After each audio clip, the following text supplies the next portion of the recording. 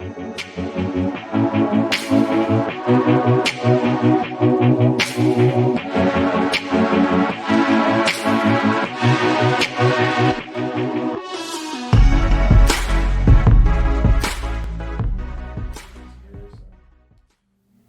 so RV and boat storage, I think right now, today, is probably the best time ever to get into that business.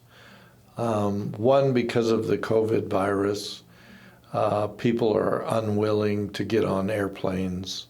They're unwilling to stay in hotel rooms. They're unwilling to push the buttons on the elevator. So that has spurred RV sales, where RV manufacturers are out of product for 6 months. I've never, ever seen this, and I've been doing this a long time. And boat sales are 100% over last year's. So basically the American public, who works really hard, but they play really hard, are unwilling to give up their leisure time just because there's a virus. And so they figured out another way to do that. And that's basically go have their recreation in encapsulated RVs.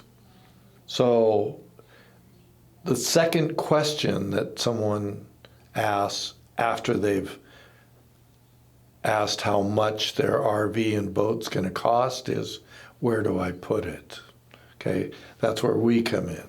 So we basically help the developer of RV and boat storage or mini storage design their project.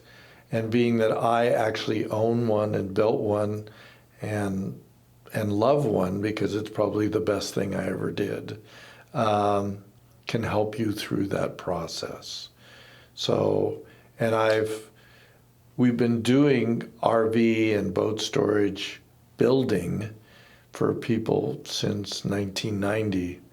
So that's what, 30 years, right? So for 30 years, I've been taking all what you should do and what you shouldn't do, and I've been incorporated in my own facility, but being that has already proved itself that I was almost 99% correct, I can help you with your particular facility in doing the same thing.